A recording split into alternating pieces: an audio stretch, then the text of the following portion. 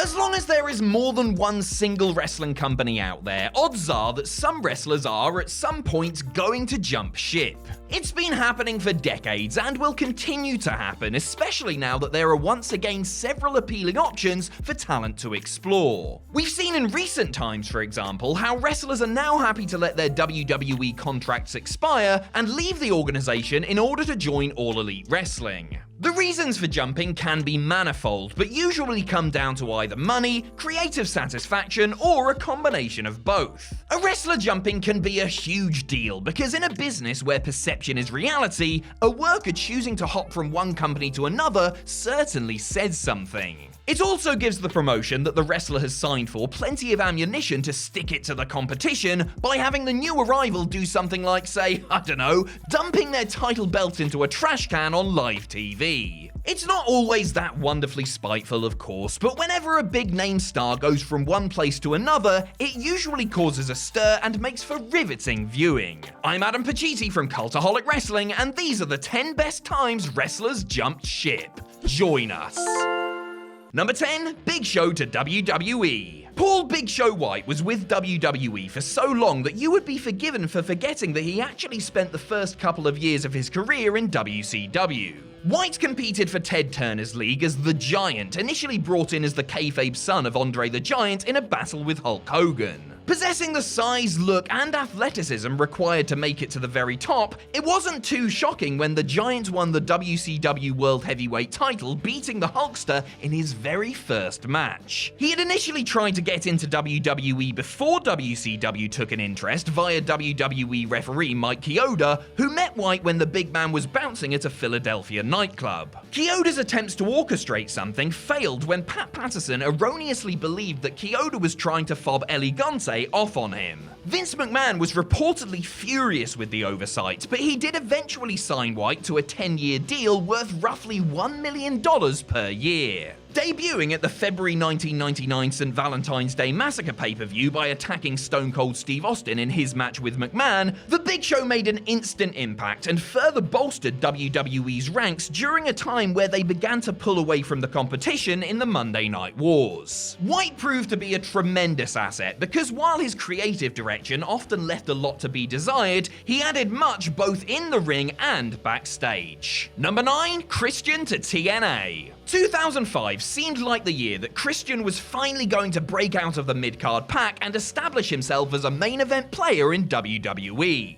He had successfully shed his tag team image and reputation and now looked and carried himself like a single star. Displaying a new air of confidence, Captain Charisma always worked his backside off in the ring and was about as solid as a worker as they come, but he also added new facets to his game, noticeably improving his mic work to the point where he could verbally duel with WWE Champion John Cena. Christian was hungry and over, and by rights should have been given a chance in a program with Cena, but WWE never pulled the trigger, instead making him a third wheel in Cena's feud with Chris Jericho before sending him off to SmackDown, where he failed to gain any momentum due to indifferent booking. When his contract came up, he elected against re-signing, making his last on-screen WWE appearance at Taboo Tuesday before showing up in TNA at the Genesis pay-per-view just 12 days later.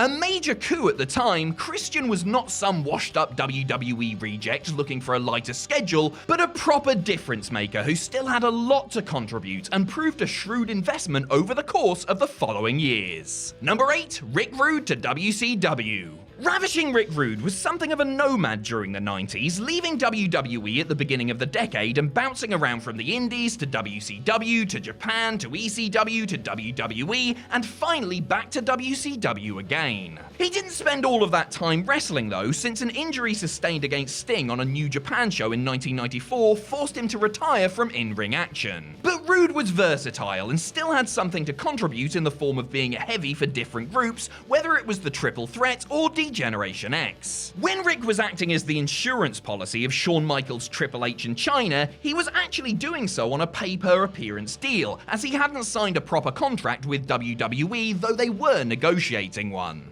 And that is pretty crazy when you think about it, since Rude had a hot temper and had previously left the company due to a business dispute with Vince McMahon. And then he walked away again, following the events of the 1997 Survivor Series in Montreal, furious at the treatment his friend Bret Hart had been on the receiving end of, and accepted a deal with WCW. This led to the novel situation where Rude was able to appear on both a taped episode of Raw and a live Nitro in the same night. Rude cheekily shaved his facial hair in order to tip off that the WWE show was airing on a delay. Number 7, the RADICALZ to WWE. Losing one top talent to the competition has to sting, but losing 4 in one fell swoop is a blow that could potentially be company killing. Not that the WCW departures of Eddie Guerrero, Chris Benoit, Dean Malenko and Perry Saturn in January 2000 were the final 4 nails in the coffin or anything, but it certainly was indicative of just how far the organization had fallen.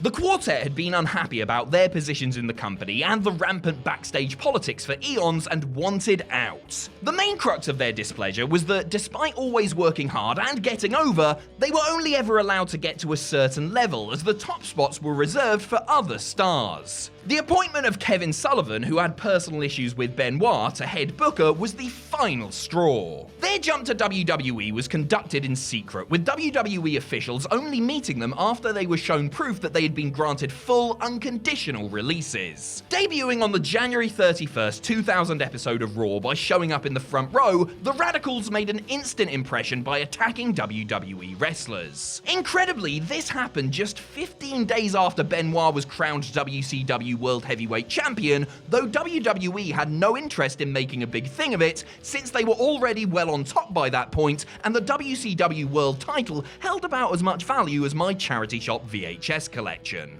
Number 6, Chris Jericho to WWE. One of the reasons the RADICALZ must have felt good about going from WCW to WWE was seeing how it had worked out for their pal and former co-worker Chris Jericho. Y2J was another who had grown tired of constantly swimming against the current in WCW and decided to try his luck elsewhere. Successful in Mexico, Japan, and ECW before WCW, Jericho was pigeonholed as a cruiserweight mid-carder in Bischoff's League, someone who could be depended on to go out and have a nice little match and entertain people, but not someone who was ever going to be booked in a headline program. He tried, bless him, engineering his own feud with Goldberg, which could and probably should have generated some big money on pay-per-view, until the kibosh was put on it by the powers that be and Goldie himself. Seeing the writing on the wall, Chris Jericho opted against signing a new contract and instead put pen to paper with Titan Sports. Though everyone knew the Millennium Clock seen on WWE television was almost certainly there to usher in his arrival, the Ayatollah of Rock and Roller's debut was still a major moment as he interrupted The Rock's promo on Raw. Despite a somewhat shaky start to life in his new surroundings, Jericho went on to have an incredible WWE career while the WCW ship continued to sink. Number 5, Lex Luger to WCW. WWE tried to make Lex Luger the next Hulk Hogan. They really tried. Incessantly tried. Tried beyond all justifiable reasoning, to be honest. I mean, he slammed the evil foreigner on the USS Intrepid on July 4th. He had his own red, white, and blue bus, for God's sake. But the wheels came off the Lex Express when Luger failed to show an ounce of the passion or charisma that the Hulkster had in his pomp. Sure, he was a tall, chiseled stud with blonde hair, but he wasn't Hogan, no matter how much Vince McMahon wanted him to be. Following the failure of that whole experiment, Lex settled into a role as the Allied Forces tag partner of British Bulldog, but he wasn't happy in the company and had told his WCW buddy Sting that he wanted to return to Atlanta. The Stinger put in a word with WCW Vice President Eric Bischoff, who wasn't keen and lowballed Luger on money, only to be surprised when the total package accepted the offer. One day after wrestling on a WWE house show, Lex Luger, whose contract with WWE had quietly expired, showed up on the very first episode of Nitro, signaling the first shot fired in the Monday Night Wars. Number 4, Jon Moxley to AEW. Similar to CM Punk in a lot of ways, WWE simply worked Dean Ambrose into the ground. By the end of his tenure, nobody was working more matches on a yearly basis than the Lunatic Fringe, and with the insane schedule came injuries and burnout. It wasn't the aches and pains and tiredness that was really getting to Ambrose, however, as the former Shield member likely would have re-signed for big money if he'd had any confidence in WWE's creative. But as he's made clear many times since leaving in the spring of 2019, he really didn't. And who can blame him? Despite his obvious talent, popularity, love of the business, and willingness to do whatever was asked of him, Ambrose was consistently given some of the worst writing imaginable. So much so that the former WWE champion's stock was seriously devalued and he became just another face in the crowd. The Dean Ambrose who showed up unannounced to AEW's Double or Nothing pay-per-view less than a month after his WWE contract expired, on the other hand, instantly re-established himself as the major star he was once viewed as. Because this wasn't Dean Ambrose, this was Jon Moxley, the red-hot anti-hero who was here to eradicate any memory of hot dog carts and gas masks. Number 3, Ric Flair to WWE. Anytime there's an opportunity to sign one of the best wrestlers ever, you take it. Anytime there's an opportunity to sign one of the best wrestlers ever while he's still in possession of your rival's world title, you give it no more than a second's thought. Ric Flair basically was the NWA/WCW, having been their biggest star in the 1980s and into the 90s. In 1991, however, the Nature Boy butted heads with WCW president Jim Herd